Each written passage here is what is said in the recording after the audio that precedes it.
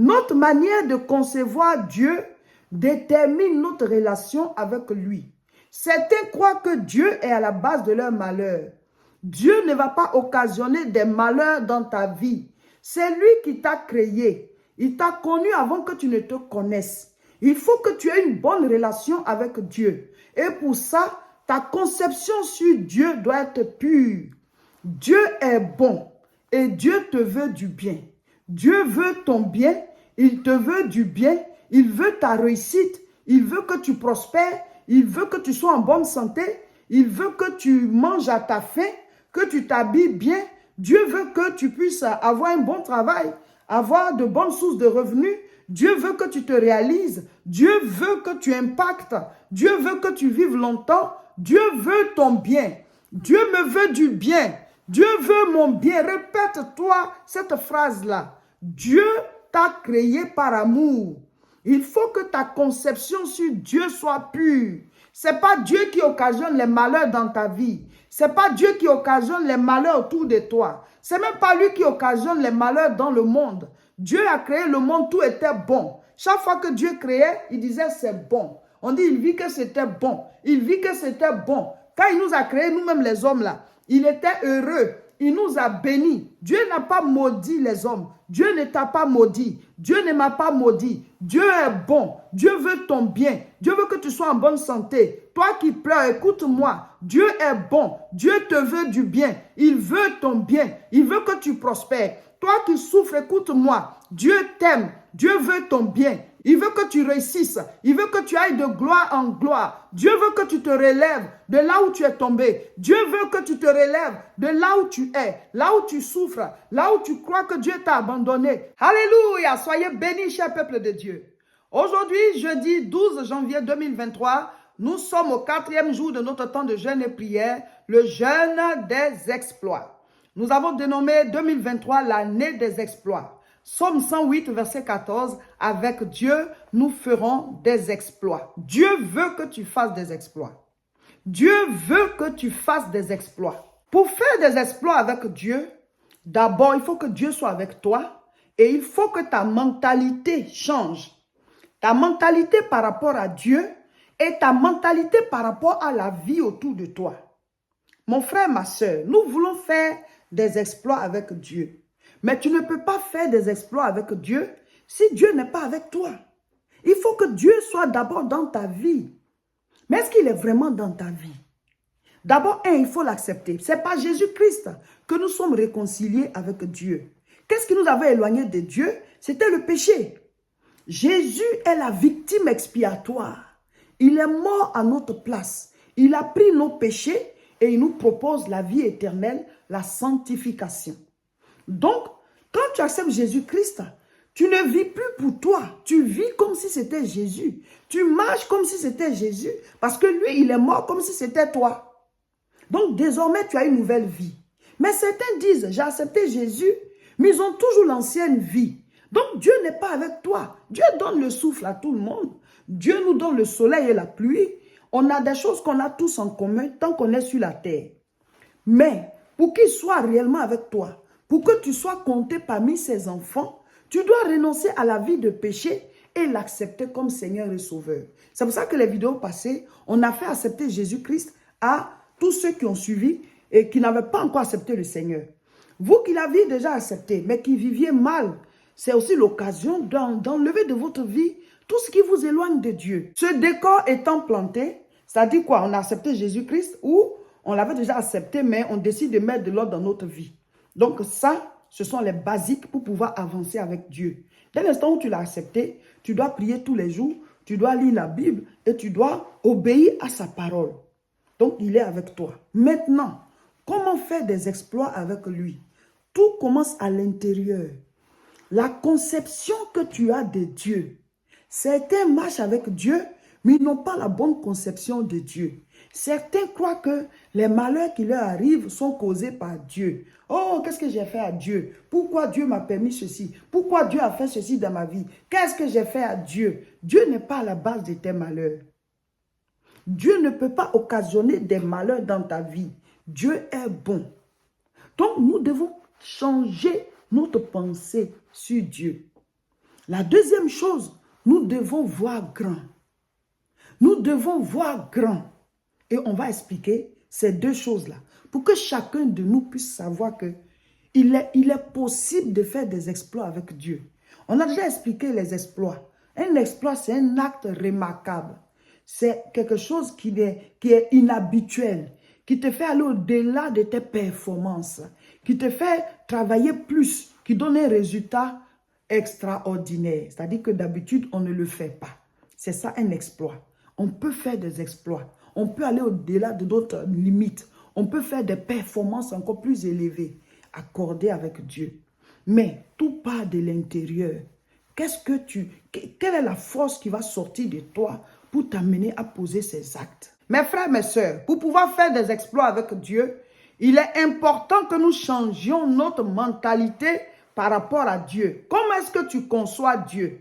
La force nous vient de l'intérieur avant d'agir. En toi, il doit y avoir de bonnes choses. C'est ce qui va t'amener à poser de bons actes. Parce que l'homme bon tire de bonnes choses de son bon trésor à l'intérieur de lui. Donc, ce qui est en toi, c'est ce qui te donne soit la force ou bien qui t'affaiblit. Donc, ce qui est en toi, c'est ce qui te donne soit la force pour pouvoir agir ou alors qui t'affaiblit par rapport à ce qui est en toi. Il faut que chacun de nous travaille sur son intérieur. Il faut que chacun de nous travaille sur la conception qu'il a de Dieu. Il faut que chacun de nous travaille sur la conception qu'il a de la vie. C'est en fonction de cela que tu vas faire des exploits. Cette semaine, le thème c'est faire des exploits avec Dieu et ce qui s'y oppose. Aujourd'hui, notre sujet de prière est Seigneur, fais-moi comprendre que tu veux mon bien et que tu veux ma réussite. Seigneur, fais-moi comprendre que tu veux mon bien et que tu veux ma réussite. Mon frère, ma soeur, écoute-moi bien. Dieu veut ton bien. Dieu te veut du bien. Ça semble évident, hein? Mais dans nos pensées, la manière dont nous concevons Dieu, à partir de là, nous pouvons soit évoluer avec lui ou bien nous éloigner de lui. Certains croient que Dieu est à la base de leur malheur. Certains croient que c'est Dieu qui prépare tout ce qui leur arrive de mal. Dieu est bon. Dieu nous a créés par amour. Il a créé les cieux et la terre. Il a créé les plantes, les animaux, tout ce qu'il y a sur la terre. Et ensuite, il a créé l'homme. Pour que l'homme soit le chef de la terre. Dieu t'a aimé. Dieu t'a créé pour la domination. Pas pour dominer tes frères et tes sœurs, mais pour dominer la terre. Dans tous les domaines, chacun de nous doit trouver sa place pour pouvoir dominer, pour pouvoir régner, pour pouvoir représenter Dieu. Tu es le représentant de Dieu sur la terre. Mon frère, ma sœur, Dieu veut ton bien. Dieu te veut du bien.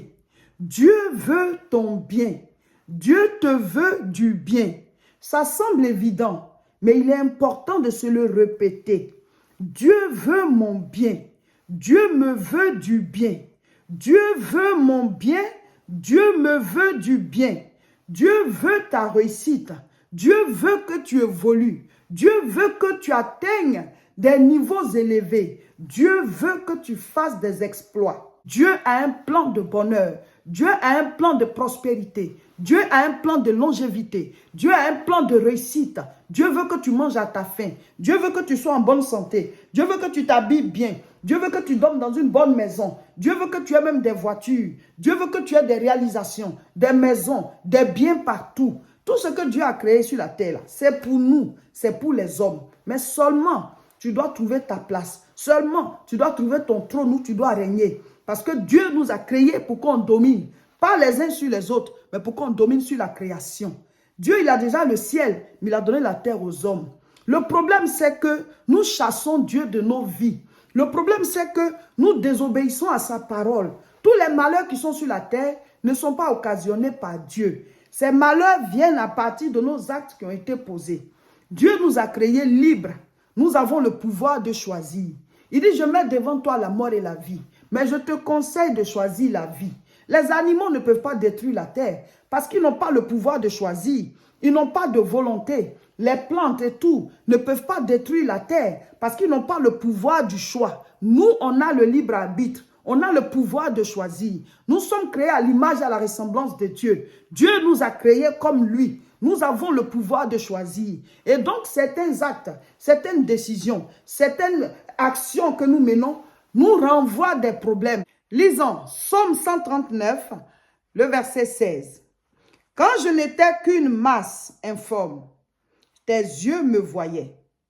Et sur ton livre étaient tous inscrits les jours qui m'étaient destinés avant qu'aucun d'eux n'existe. Amen. Mon frère, ma soeur, la Bible dit que Dieu nous aime. Ce passage montre que le Seigneur nous a connus avant que nous-mêmes on ne se connaisse. Dieu t'a créé par amour. Il t'a connu. Au moment où tu étais une masse informe, il a permis que tu te développes, que tu naisses, que tu atteignes cet âge. C'est forcément par amour. Et il nous a fait la grâce de vivre jusqu'à cet âge et il va encore nous faire la grâce. Il y a des gens qui sont nés le même jour, peut-être à la même heure même que nous, mais qui sont déjà partis. Donc mon frère, ma soeur, dès l'instant où tu es en vie, tu dois rendre grâce à Dieu et tu dois te demander quelle est sa volonté pour toi. Pourquoi est-ce qu'il te maintient en vie? Qu'est-ce que tu dois encore faire sur cette terre? Qu'est-ce que tu n'as pas encore accompli? Qu'est-ce que tu dois encore faire sur cette terre que tu n'as pas encore accompli? Amen. Si nous voulons faire des exploits avec Dieu, nous sommes en train de citer certaines choses qu'on doit faire. D'abord, il faut que Dieu soit avec toi. Là, on a fini de parler de ça. Il faut que Dieu soit avec toi. Tu l'acceptes et tu marches dans ses voies. Et chaque jour, tu entretiens cette relation-là. Il faut devenir chrétien pratiquant. C'est-à-dire, tous les jours, tu dois prier. Donne-nous notre pain de ce jour. Dieu, il donne le pain du jour. Chaque jour, tu dois prier pour que la bénédiction du jour descende, pour que la grâce du jour descende, pour que la protection du jour descende. Tout, chaque jour, pratique ta foi. Sois réellement dans sa parole. Éloigne-toi de ce qui ne plaît pas à Dieu. Ça déjà, on a déjà calé ce niveau. Ensuite, ta conception sur Dieu. Tu peux prier tout ça, mais ne pas avoir une bonne idée de Dieu. Alléluia. Donc, quand ta conception sur Dieu, là, tu es en train de travailler dessus pour que ça change. Ensuite, il faut que tu aies une grande vision. Projetez-vous à des niveaux élevés. Projetez-vous dans des activités élevées. Ça va commencer petit, parce que rien ne commence grand. Hein? Ça va commencer petit. Mais quand tu vois grand, chaque jour, tu vas travailler. Et à un certain moment, tu auras atteint le niveau que tu visais. Et au fur et à mesure encore, tu vas continuer. Parce que Dieu, c'est nos limites. C'est-à-dire, il n'y a pas de limite. Tant que tu peux avancer, tu avances. Travaillez sur votre vision. Arrêtez de vous contenter de Charan. Il y a Charan et puis il y a Canaan. Charan, ça veut dire petit fruit. Canaan, c'est l'abondance. Là où coule le lait et le miel. Tu peux être dans ta vie au niveau des Charan. Mais tu t'organises. Tu bénis déjà Dieu pour le Charan là. C'est-à-dire tu bénis déjà Dieu pour le pain que tu as. Mais il faut chercher le beurre ou le fromage. En tout cas, les bonnes choses à mettre dans ton pain là. Il faut chercher ça. Mais il faut manger pain. Ah, j'ai déjà le pain, ça me suffit. Tu manges pain sec. Alors qu'il y en a qui mangent plus que ça. Il y en a qui mangent le pain avec ce qu'on met dedans. D'autres même là, ils ont tout, puis ils décident de jeûner. Pas parce qu'ils n'ont pas, mais c'est eux-mêmes dans l'abondance qu'ils veulent jeûner. Mais certains jeûnent parce qu'ils sont obligés. Voilà, c'est pas parce qu'il y a la nourriture, il n'y en a pas. Donc ils sont obligés de jeûner, ils disent qu'ils sont en jeûne. Donc il faut que tu sois dans l'abondance et que toi-même tu dises, bon, aujourd'hui je vais jeûner. Pas parce que tu n'as pas, mais parce que tu veux jeûner. Mes frères, mes soeurs, on est sur la terre ici, on n'est pas au même niveau de vie. Qu'est-ce qui nous empêche d'avoir un niveau de vie élevé? Pas pour être orgueilleux. Dieu, il est riche, mais il n'est pas orgueilleux. Dieu a créé les cieux et la terre, on ne le voit même pas. Mais il faut que notre mentalité change. Aujourd'hui, je ne suis pas à ce niveau, mais je peux travailler jusqu'à atteindre ça. Et quand on en parle, c'est-à-dire, ah, vous cherchez les biens de ce monde. Mais les mêmes personnes là, tu les vois, c'est dur pour elles. Pour manger même, c'est dur. Pourtant, Dieu a mis l'abondance sur la terre. Toi, pour manger, c'est dur. Tu crois que c'est normal? Donc, vous allez vous asseoir comme ça pour attendre qu'on va arriver au paradis. Le Seigneur m'a dit, le jour où vous allez arriver ici, là, vous allez regretter. Parce que j'ai tout prévu sur la terre pour vous. Vous êtes là, vous êtes coincés et vous dites, arrivé au ciel, on va être béni. Mais il y a la bénédiction d'ici d'abord. Jésus-Christ a dit quoi? Celui qui aura tout laissé pour me suivre là, il va tout recevoir dans ce siècle-ci et dans le siècle à venir. Et il y a une grande vision. Abraham était riche. Arrivé au ciel là-bas, le paradis s'appelle le sein d'Abraham. Ça n'a pas empêché de rentrer au ciel. Notre vision là, on doit agrandir ça. Dieu a dit à Abraham, lève les yeux. Abraham lève les yeux parce qu'au départ, lui, il était sur l'affaire de... Il n'a pas d'enfant, il pleurnichait. C'est vrai qu'on n'a pas d'enfant, ça fait mal. Mais Dieu dit, je vais te donner plus que ça. L'enfant, là, tu vas l'avoir. Hein. Mais ce n'est même pas lui seul. Je vais te donner tous ceux qui vont se donner à moi, là. Ils seront ta descendance. C'est pour ça que le paradis s'appelle le sein d'Abraham. Parce que tous ceux qui se donnent à Dieu, ils sont la descendance spirituelle d'Abraham. Regarde ce que Dieu lui a donné. Dieu veut que tu brises les limites. Dieu veut que tu vois grand, maintenant et pour l'éternité. Ce que tu vas accomplir maintenant, là, ça doit se multiplier de génération en génération. Ça dit quoi? Façon dont on dit malédiction générationnelle. Là. Quand tu rencontres Dieu, quand tu as une grande vision, que tu travailles avec lui, tes exploits là restent et ça devient bénédiction générationnelle pour ta descendance. Mon frère, ma soeur, nous avons dénommé 2023 l'année des exploits. Et nous disons que ce jeûne, c'est le jeûne des exploits. Nous voulons faire des exploits avec Dieu. Pour pouvoir faire des exploits, il faut avoir une grande vision. Une grande vision. La vision, c'est ce que les yeux de ton cœur voient. La vue, c'est ce que tes yeux voient. Mais la vision, c'est ce que tu vois, même les yeux fermés. C'est-à-dire, ce que tu vois, ce que tu veux voir arriver, ce que tu veux voir s'installer à la place de ce que tu vois maintenant. La vision, c'est l'avenir. Notre manière de voir l'avenir, c'est ça la vision. Et nous devons travailler à amener cela à l'existence. De sorte que les années qui viennent, ou les jours qui viennent, ou les mois qui viennent, la vision qu'on avait devient maintenant la vue. On voit ça de manière réelle. La parole prend vie, comme on a dit, la parole est devenue chair. Et tout le monde l'a vu là. Ce que tu avais vu en toi, tu travailles à amener cela à l'existence. Eh bien, Dieu veut que tu aies une grande vision. Mon frère, ma soeur, pour pouvoir faire des exploits, il faut avoir une grande vision. Il faut penser grand. Il faut vouloir réaliser de grandes choses. Souvent, quand certains ont de grands rêves et qu'ils expliquent à d'autres personnes, ces personnes cherchent à te casser cette vision-là. Ils veulent te décourager pour dire, vous savez ce qu'on peut réaliser. Tous ceux qui ont fait de grandes choses, c'est comme ça. Quand tu parles de ce que tu veux faire, celui qui est à côté de toi, bien celui à qui tu parles, s'il n'a pas aussi une grande vision, ben lui, il va tuer ça, il va te décourager, il va te briser l'élan. C'est pour ça que ce n'est pas à tout le monde qu'on parle de sa vision. Il faut en parler avec Dieu, il faut prier pour ça et va regarder à ceux qui ont déjà réalisé de grandes choses. Parce qu'eux, ils savent où on passe. Soit tu lis leur livre si tu es loin d'eux, ou alors tu écoutes leur CD, tu t'approches d'eux. On ne peut pas s'approcher peut-être directement, mais en lisant leurs livres, en faisant des recherches sur eux, comment ils ont fait et tout et tout. Les grandes choses, les grands exploits ne sont pas inaccessibles. Hein. Il faut le vouloir. Il faut te dire que moi aussi je peux. Je peux écrire mon histoire, je peux m'en sortir, je peux créer des choses, je peux ouvrir ma boutique et puis l'installer au fur et à mesure partout. Je peux inventer des choses. Je peux, dans mon domaine, me faire connaître. Je peux faire mes exploits. Il faut avoir une grande vision. Si tu ne te projettes pas quelque part, tu ne peux jamais y aller. Si tu ne t'imagines même pas à un tel niveau, tu ne vas pas travailler à atteindre ce niveau. Une cible qu'on n'a pas visée, on ne peut jamais l'atteindre. On ne réussit pas par hasard. On ne peut pas faire un exploit par accident. Ça se prépare et ça commence par ta vision. Si tu vois petit pour toi, bon, avec des petites choses, tu t'en sors, tu te contentes, mais tu ne peux pas faire des exploits. Je ne dis pas de vous plaindre, hein. C'est différent. On ne se plaint pas. Ce qu'on a déjà là, on remercie Dieu pour ça. On lui rend grâce, mais on travaille à avoir plus. On travaille à réaliser plus. Tant qu'on vit, c'est parce que Dieu veut qu'on fasse plus. J'ai dit, les enseignements ont commencé. Hein. Le Saint-Esprit, le direct Dieu, il était fort. Ceux qui n'ont pas suivi, là, allez-y suivre. Et prier, on a senti l'onction. C'est fort, le jeûne là, ça a commencé avec un rythme très élevé. 2023, l'année des exploits. Tu vas finir le jeûne là, tu vas sauter comme Jordan. Tu vas sauter, c'est-à-dire dans ta vie là, tu vas faire une percée. Nous tous, on va faire nos exploits.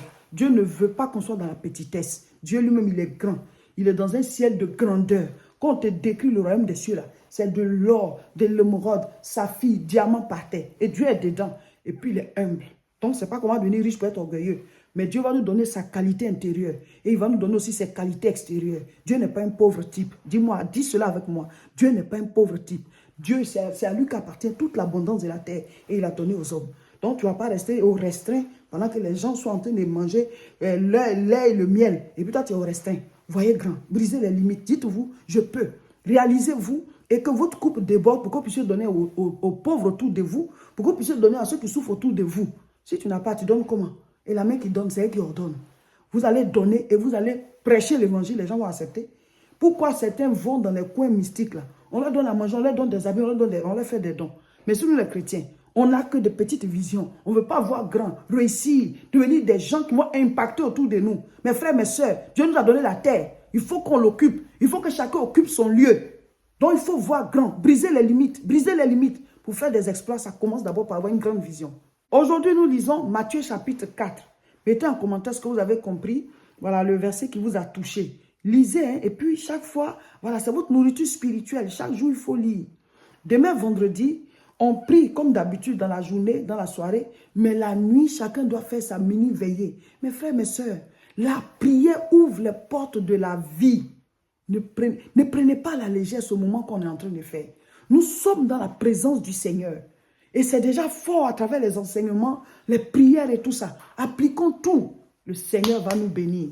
C'est l'heure pour que le monde voit que tu es la lumière du monde. Ce samedi 14 janvier 2023, à partir de 14h30, nous serons à Aubervilliers pour la grande croisade de prière. C'est la première croisade de l'année. À ne surtout pas rater. Tous à Aubervilliers. On a dit que c'est l'année des exploits, cette année-là. Donc déjà, ceux qui font le jeûne, c'est leur premier exploit. Mais le premier exploit que nous voulons que chacun fasse, ceux qui ont les addictions, ceux qui ont des choses qui sont comme des liens, ils sont esclaves de cela. Décide-toi que cette année-là, ce mois de janvier-là, cette addiction doit s'arrêter. Je dois arrêter de fumer, je dois arrêter de prendre la drogue, je dois arrêter de prendre l'alcool, je dois arrêter de me masturber. Tout ce qui vous tient captif, brisez ça. Priez pour dire, je mets fin à cela. Ce sera mon exploit en cette année. Ce premier mois, j'arrête cette addiction. J'arrête cette addiction. Le jeûne, là, c'est comme un train. Quand tu montes là, tu es dedans jusqu'à la gare. Que Dieu vous bénisse. Et puis, on ne sent pas la faim. Hein.